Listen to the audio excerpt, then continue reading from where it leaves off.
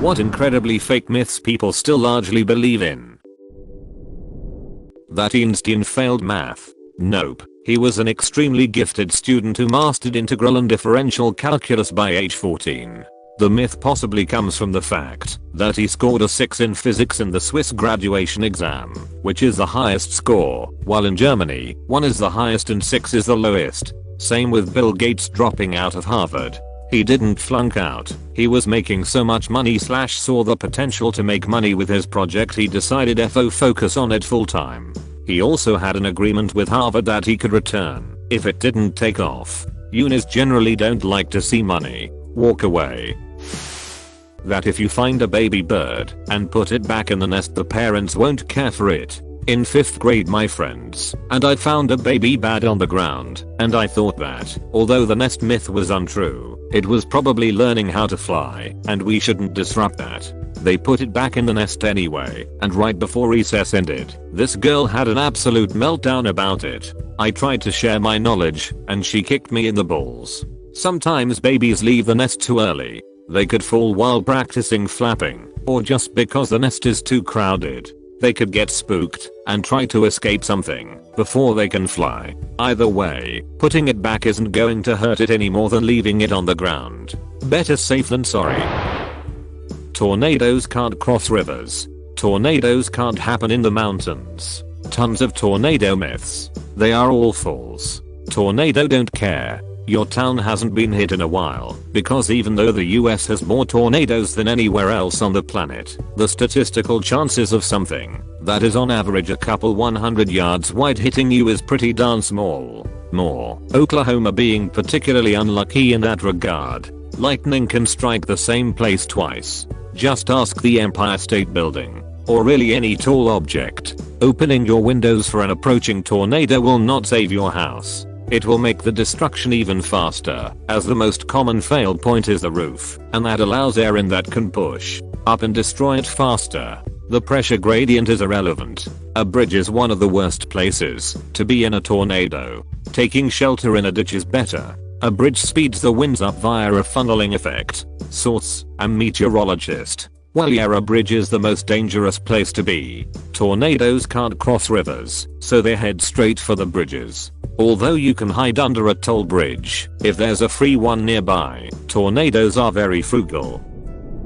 Mom, tell me the truth. I won't get mad. Exactly how you raise a liar. If the punishment is going to be the same regardless, there's no incentive not to try to lie your way out of it. Late to this, but this was one of the reasons, of many, I stopped trusting my mom. She and I always had a good relationship, as far as interactions with each other went. More friends than parent-child. Not exactly a situation I thought I would get into trouble for, but my city had a curfew for people under 17. Once, at 16, my best friend and I snuck out of his house late, which wasn't even sneaking to us. We were just going for a walk. We went to my girlfriend's house like a block away and sat talking on her porch for a few hours. No drugs, no drinking, no sex, just talking. Next day, my mom asked how my night went with my buddy, and I told her. She exploded and called my friend's mom. This is completely out of the blue. Now, his parents were cool, they didn't care, and I didn't even really get in trouble, but it was the fact she ratted my friend out that made me start saying things like fine or none of your business when she would ask about my plans.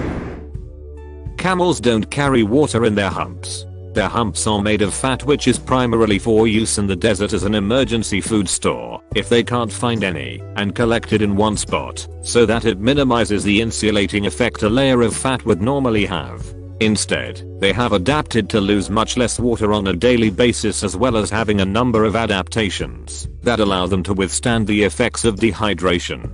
Examples of this are their kidney and intestines, which effectively recycle as much water as possible, as well as oval red blood cells, which allow for easy blood flow even when dehydrated. They also rarely sweat and can moderate their own body temperature to help with this. Their nostrils have even adapted in such a way as to trap the water vapor that would normally be lost by breathing. While I'm at it, they don't spit in the traditional sense either. It's more like cut that they spit up and sling in every direction to get people to back off, so basically vomit. It's not as precise as one would think. I had assumed that storing water in their hump was a known myth by now, but nevertheless, I find myself having to tell families at my zoo on an almost daily basis about both of these facts. But half of my job is teaching, so I'm glad to help dispel myths about the animals I work with. Actually, this is kinda funny, but metabolizing lipids releases water molecules. So in a sneaky biochemical sense, camels do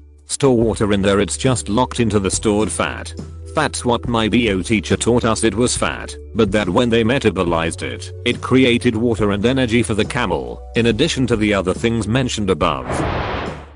The Loch Ness Monster. Loads of tourists go there literally believing there's a large freaking snake under the loch and start getting their cameras out. Like the damn thing's going, I've no come out for the past 200 years. I'll come out now, you've got your freaking camera out. 56-year-old Chinese man.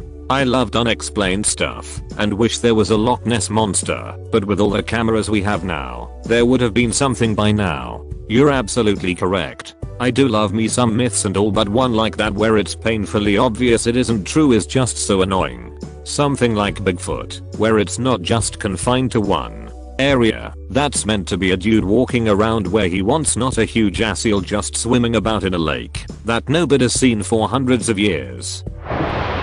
Not incredibly fake, I suppose, but believing that wolves have an alpha leader. This was believed to be the case when observing two wolf packs kept in captivity, but it was later discovered that wild wolf packs don't follow the same system. The person who first came out with this alpha male theory, don't remember his name, sorry, has since changed his mind, and at one point even tried to stop his books from being sold, because he didn't want to spread false information. Imagine if all of human sociology was based on observing two prison gangs. A buddy of mine learned English by watching shows like Lock Up. When he came to America, he was terrified all the time. Every school that doesn't have sorority houses, actually that's because there's a law in the county that says more than 5 women living together who aren't related is considered a brothel, so that's why they don't have them. Really? You're gonna text me that from your all-female dorm? No county in America has ever had that law, but everyone repeats it. I have never heard this one before. That chemicals, especially in food, are bad and evil. I.e., this food is full of chemicals. Water is a chemical. Also, things like margarine is just an atom away from plastic, so therefore you shouldn't eat it, because you're basically eating almost plastic. Water is just an atom away from hydrogen peroxide. Changing the chemical makeup of something changes it. Shocking. Lastly, if you can't pronounce the chemical, it's bad for you. I can pronounce arsenic just fine. I'm not freaking eating it though. Also, most chemicals are pronounced just like they are spelled, so just looking at the word, you should be able to figure out how to say it. What a coincidence then, that the idiots who perpetuate this line of thought also can't figure out how to pronounce long words. That juice detoxes cleanse your body of toxins. I've always wondered what toxins they are referring to. A fact, almost anyone using the words toxin doesn't really know themselves. In reality, the organic chemistry that powers and builds all the little molecular machines in your body produce byproducts in the same way our industrial processes do. Your kidneys, liver, and lungs specialize in various ways to break down these waste products or to alter them in fairly standard ways that allow them to be metabolized. This biological industrial toxic waste does not generally build up. Instead, it gets excreted in your urine, breathed out through your lungs, or in some cases, pushed out with your poo. When it doesn't, it's pretty obvious and can be promptly fatal. Drinking some nasty kale juice isn't going to stop it either.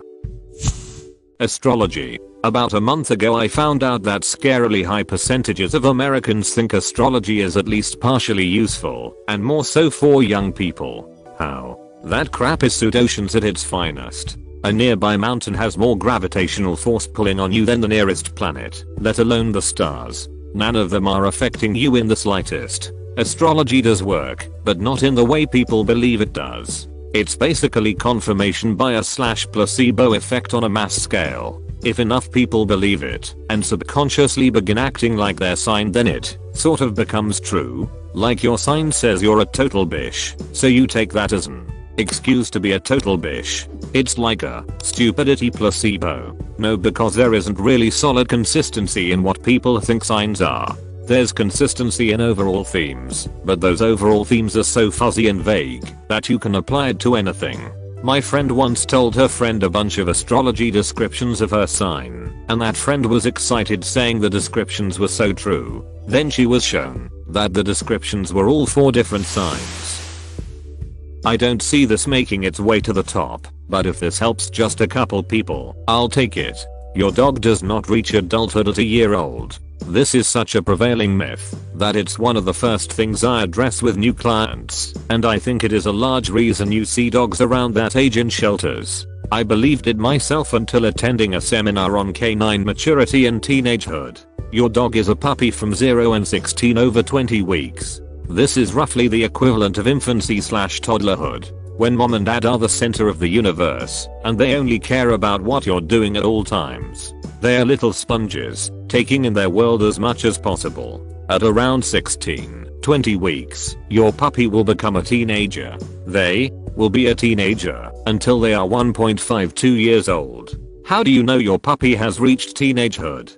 Did your dog suddenly forget how to do commands or behaviors they knew a week ago? Did they start doing some weird crap out of nowhere, trying to get on the counter, barking at strangers, generally being obnoxious? Yep, that's a teenager. Canine teenagehood is similar to human teenagehood in a lot of ways. A lot of hormones and brain maturation going on, not a ton of activity in the parts of their brain that tell them what's right and what's wrong. Basically they're throwing behaviors out into their environment to see what they get back. If they bark at this stranger, does it make them go away? If they counter-surf, will they find tasty treats? What happens if they pester the hell out of their owner? Does it mean they'll get to play? At a year, your dog is roughly the equivalent of a 14-year-old. Your parents probably wanted to give you up then too. Can you imagine if 14Y/OU was just who you were going to be the rest of your life? But your parents knew what you now know. This is when they need firm leadership and kind understanding the most. Hire a trainer, invest in a doggy daycare that knows what they're doing and isn't just an undersupervised dog park. Read some good behavior books. Patricia McConnell, Sophia Yin, get them involved in amateur dog sports. Seriously, get them into sports. It will work wonders for your relationship. Find yourself some resources. Guiding a dog through this time is hard. Give your dog and yourself a break. At around 2 years, your dog is similar to a 22-year-old human. An adult, but still putting the finishing touches on their personality. At 3, your dog has reached full and complete maturity. That is the dog they'll be for the next 4-7 years, not the asshole they were at a year. Personality wise, not behavior wise. You can always train a dog to do new things.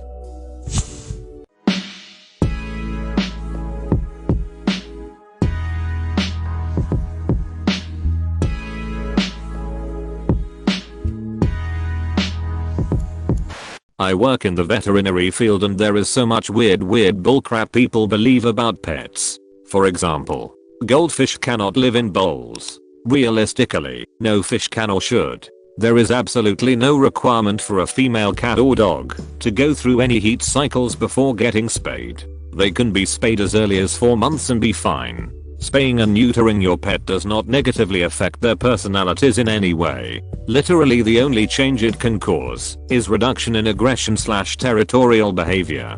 There's an oddly specific myth that declawing cats earlier in kittenhood means it won't negatively affect them. That's bull. Cats can be traumatized at any stage of life. Plus, trauma aside, removing a digit from all of your cat's paws is going to frick up their body at least a little, regardless of when it happens. That's also true. Cats that have been declawed develop arthritis pretty much every time.